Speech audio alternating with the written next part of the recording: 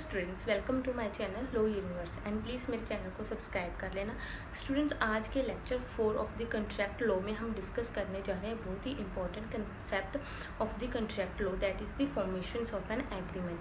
कि एग्रीमेंट कैसे बनता है। स्टूडेंट्स, जब दो पार्टीज आपस में बैठकर और कम्युनिकेशन करके यह डिसाइड करती हैं, डिसीजन लेती हैं कि हम एक लीगल रिलेशनशिप में एंटर करेंगे, तो उसका सबसे पहला बेसिक स्टेप होता है offer and acceptance.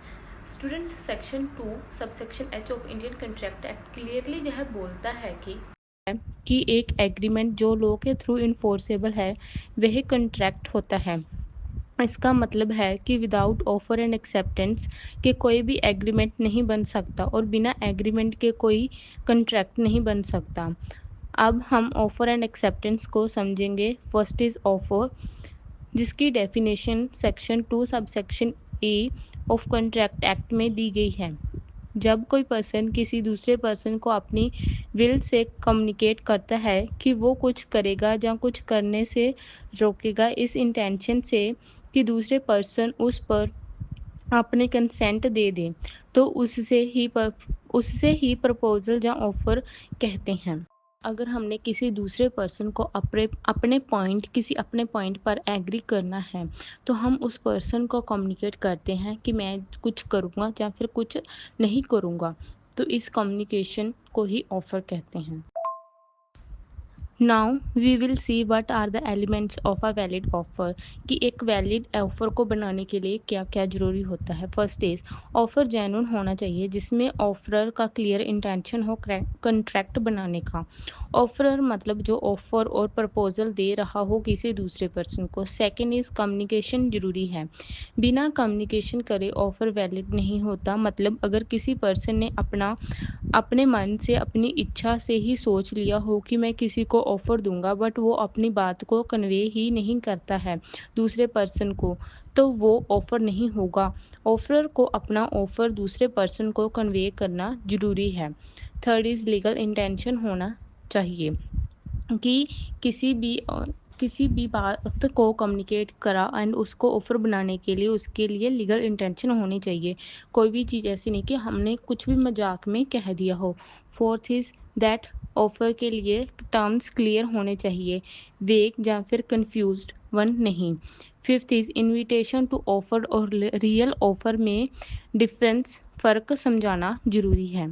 Now we will see some case laws related to it. First is Carlill versus Carbolic Smoke Ball Corporation. ये केस लो हमने पिछले कंसेप्ट्स में भी काफ़ी बार डिस्कस किया है। आई होप आपको ऑलमोस्ट समझ में आ गया हो। This is very important case law, so आपको इसको हमेशा याद रखना स्टूडेंट्स। इस केस में कोर्ट ने कहा कि एडवर्टीजमेंट भी ऑफर हो सकता है अगर उसमें इंटेंशन क्लियर हो। Second is Lalman Shukla versus Gauri Dutt. Offer जब तक पार्टी को पता ना हो उसका एक्सेप्टेंस पॉसिबल नहीं होता है। Students, now will see the acceptance.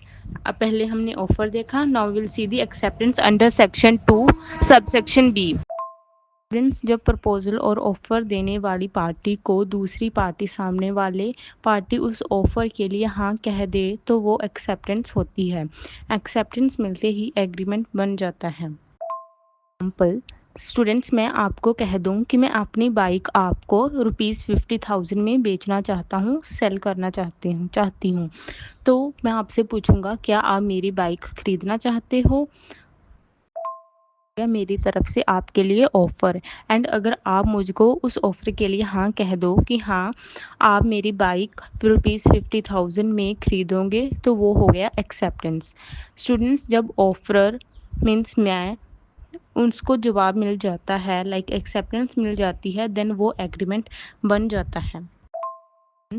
Offer यानी कि मैंने जब आपको ऑफ़र दिया बाइक ख़रीदने के लिए और उसके लिए आपका मुझे जवाब मिल गया, तो वो एक्सेप्टेंस हो जाती है। एंड जैसे इसमें दोनों ऑफ़र हुआ पहले, देन एक्सेप्टेंस हुई, देन वो एक एग्रीमेंट बनाने के एसेंशियल एलिमेंट है जो दोनों फुलफ़िल हो जाते हैं, एंड उस ऑफ़र एंड एक्सेप्टेंस होते ही एक एग्रीमेंट बन जाता है। स्टूडेंट्स नाउ विल सी कि एक एक्सेप्टेंस की वैलिडिटी के लिए कौन कौन से एलिमेंट होने ज़रूरी है। फर्स्ट इज़ एक्सेप्टेंस एब्सोल्यूट और अनकंडीशनल होनी चाहिए। सेकंड, एक्सेप्टेंस एक्सप्रेस या फिर इम्प्लाइड हो सकती है। थर्ड, कम्युनिकेशन होना ज़रूरी है। Silence is not an acceptance means कोई ऑफ़र दिया जैसे बाइक बेचने का, ठीक है, तो वो आप अपने ही मन में सोच लो या अपने फ्रेंड्स के साथ डिस्कस कर लो कि हाँ मैं खरीदूंगा, बट आपने वो मुझे कन्वे नहीं किया, आपकी साइलेंस रही वहाँ पर, तो वो एक्सेप्टेंस नहीं होगी। एक्सेप्टेंस प्रिस्क्राइब मोड में ही होनी चाहिए।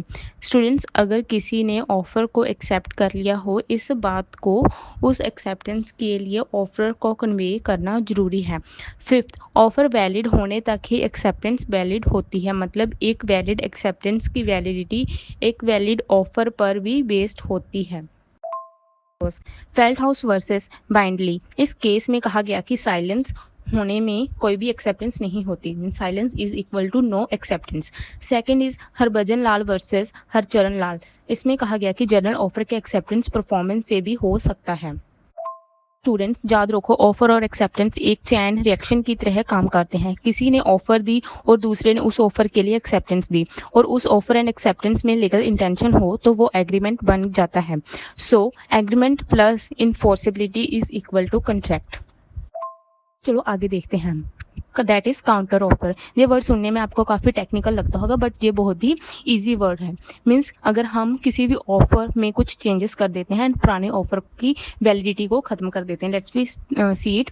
काउंटर ऑफर मतलब जब ऑफरी ओरिजिनल ऑफर के टर्म्स चेंज करके न्यू प्रपोजल देता है, तो एंड जो चेंजेस प्राइस, क्वांटिटी या कंडीशन विच हो सकते हैं, एंड जो चेंजेस ओरिजिनल ऑफर को एंड कर देते हैं, that is called counter offer. Means changed in terms and condition of original offer by the offeree.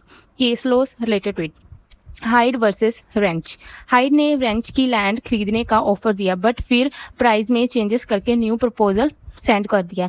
इस केस में कोर्ट ने कह दिया कि यह एक काउंटर ऑफर है, ओरिजिनल ऑफर खत्म हो गया है ओरिजिनल ऑफर में चेंजेस करते टाइम ही। कम्युनिकेशन रूल्स मीन्स जो कम्युनिकेशन ऑफर एंड एक्सेप्टेंस में होती है उसके रिलेटेड कौन कौन से रूल्स फॉलो करने चाहिए, that is given under section 4 of the Indian contract act. First हम देखेंगे कि ऑफर की कंप्लीशन कब होती है। लोग कहते हैं कि ऑफर तब कंप्लीट होता है जब वो ऑफरी की नॉलेज में आ जाता है, मतलब जिसके पास ऑफर भेजा गया है। सिर्फ लेटर लिखना या भेजना काफ़ी नहीं है, जब तक सामने वाले को मीन्स ऑफरी को उसकी इन्फॉर्मेशन नहीं मिलती, ऑफर कंप्लीट नहीं होता। फॉर एग्जांपल, ए ने 1 जुलाई को बी को लेटर भेजा, बी को वो लेटर 2 जुलाई को मिला, मतलब ऑफर कंप्लीट हुआ on 2 July. Now we will see कि एक्सेप्टेंस की कंप्लीशन तब कब होती है। एक्सेप्टेंस दो एंगल से कंप्लीट होती है। फर्स्ट इज ऑफर के लिए, मीन्स जिसने ऑफर भेजा उसके लिए एक्सेप्टेंस कब कंप्लीट होती है, जब ऑफरी एक्सेप्टेंस पोस्ट कर देता है तभी से ऑफरर बाउंड हो जाता है, मतलब ऑफरर अब अपना ऑफर वापस नहीं ले सकता है। नाउ वी विल सी कि ऑफरी के लिए एक्सेप्टेंस की कंप्लीशन कब होती है। ऑफरी तभी बाउंड होता है जब एक्सेप्टेंस ऑफरर के पास एक्चुअली पहुंच जाते हैं, मीन्स जिसने ऑफर दिया है उसके पास ऑफरी की एक्सेप्टेंस मीन्स पोस्ट हो जाती है, उसको मिल जाती है, ऑफरी ऑफरर की नॉलेज में आ जाती है। मतलब जब तक एक्सेप्टेंस ऑफरर की नॉलेज में नहीं आती, ऑफरी सेफ है। इसको हम एक एग्जांपल से देखेंगे, जैसे हमने ऊपर एक एग्जांपल देखा उसको हम और एक्सटेंड करेंगे। लाइक ए ने 1 जुलाई को ऑफर भेजा, बी ने 3 जुलाई को एक्सेप्टेंस लेटर पोस्ट किया, ए को लेटर 5 जुलाई को मिला। Now will C contract completion means on both point on the side of offeror and offeree, कि कंट्रैक्ट कब कंप्लीट होगा। ए ऑफरर के लिए 3 जुलाई को जब बी ने पोस्ट कर दिया था उस दिन कंट्रैक्ट कंप्लीट हो जाएगा। And for B who is the offeree, जिसने ऑफर को एक्सेप्टेंस किया, उसके लिए 5 जुलाई को जब ए को लेटर मिला उस दिन कंट्रैक्ट और एग्रीमेंट कंप्लीट होगा। One of the most important thing that इस रूल को पोस्टल रूल ऑफ कम्युनिकेशन भी कहते हैं। मीन्स ऑफर रिस्क लेता है जब वो पोस्ट या लेटर का मीडियम चूज करता है। ऑफरी को प्रोटेक्शन मिलती है क्योंकि वो तब तक बाउंड नहीं होता जब तक ऑफरर को उसका एक्सेप्टेंस नहीं मिल जाता। इसके रिलेटेड केस लो है house hold fire insurance versus grant. Court ने बोला एक्सेप्टेंस पोस्ट होते ही ऑफरर बाउंड हो जाता है, चाहे लेटर डिले हो जाए या मीन्स खो जाए कहीं। In simple words in short form, offer complete होता है जब ऑफरी को पता चल जाए, ऑफरी की नॉलेज में आ जाए। एंड एक्सेप्टेंस कंप्लीट होता है जब ऑफर मीन्स जिसने ऑफर भेजा है उसके लिए पोस्ट करते ही ऑफरी के लिए जब लेटर ऑफर को मिल जाता है। Revocation rules under section 5 means offer and acceptance को कब रिवोक किया जा सकता है। ऑफर एंड एक्सेप्टेंस दोनों रिवोक हो सकते हैं, मतलब ऑफर एंड एक्सेप्टेंस को वापस लेना, बट सिर्फ उस पॉइंट तक जब तक वो कंप्लीट नहीं हो जाए दूसरे पर्सन के लिए। मतलब रेवोकेशन उस टाइम तक ही की जा सकती है जब तक दूसरे पार्टी की ओर से एक्शन ना लिया गया हो। भेजा कि मैं अपनी कार ₹5 लाख में तुझे बेचूंगा। 3 अगस्त को बी ने अभी तक एक्सेप्टेंस पोस्ट नहीं की थी, तब उस टाइम तक ए ने एक और लेटर भेजा जिसमें ऑफर कैंसिल कर दिया गया था। 4 अगस्त को बी को कैंसिलेशन का लेटर मिल गया। इसका रिजल्ट था क्योंकि रेवोकेशन लेटर बी तक पहुंच गया एक्सेप्टेंस पोस्ट होने से पहले, तो ऑफर कैंसिल हो गया। मीन्स अभी तक बी ने एक्सेप्टेंस की लेटर नहीं भेजा था कि उसने ऑफर एक्सेप्ट किया, उससे पहले ही कैंसिलेशन ऑफर कैंसिलेशन का लेटर बी को मिल गया था। तो इस स्टेज तक ऑफर कैंसिल हो सकता है। अगर बी एक्सेप्टेंस लेटर भेज देता एंड बी को ए को मिल जाता तो तब ए ऑफर कैंसिल नहीं कर सकता था। कहता है ऑफर को तब तक रिवोक किया जा सकता है जब तक एक्सेप्टेंस प्रपोजर के अगेंस्ट कंप्लीट ना हो। ऑफर दिया है उसके अगेंस्ट एक्सेप्टेंस कंप्लीट ना हो। इसके रिलेटेड केस लो है हैंथॉर्न वर्सेस फ्रेजर। पोस्टल रूल तब तक ही लागू होता है जब पोस्ट करना एक रीजनेबल मोड हो, बट अगर एक्सेप्टेंस रिसीव होने से पहले ही रेवोकेशन लेटर पहुंच जाए तो एक्सेप्टेंस कैंसिल हो जाएगी। आई होप ਤੁਹਾਨੂੰ इथों तक ऑफर एंड एक्सेप्टेंस ਦੇ रूल्स समझ आ गए होंगे which is important to make an agreement. Now we will see some judicial approaches related to the formation of an agreement. Students, किसी भी ऑफर एंड एक्सेप्टेंस को एक कंट्रैक्ट बनाने से पहले कोर्ट देखता है कि एग्रीमेंट में क्या real consensus ad idem means same mind था क्या। सेकंड, क्या कम्युनिकेशन प्रॉपर था। थर्ड, क्या दोनों पार्टीज लीगली बाइंड होना चाहती थी। फोर्थ, अगर टर्म्स वेग हैं मीन्स कंफ्यूजिंग है या एक्सेप्टेंस साइलेंस है तो कंट्रैक्ट नहीं बनेगा। फ्रेंड्स, यहाँ तक हमारा overall concept of formation of an agreement complete हो गया है। Now will see the conclusion. Offer और एक्सेप्टेंस एक कंट्रैक्ट के बर्थ का बेस है। इनके बिना ना एग्रीमेंट बनता है ना ही लीगली इन्फोर्सेबल कंट्रैक्ट। ये दोनों stages legal clarity, mutual consent और फेयर डीलिंग के पिलर्स हैं, इसीलिए जुडिशरी इन्हें बहुत स्ट्रिक्टली इंटरप्रेट करते हैं। मीन्स किसी भी एग्रीमेंट का बर्थ ही ऑफर एंड एक्सेप्टेंस से स्टार्ट होता है। So student, stay tune with our channels for more legal and contract subjects lecture. Thank you so much.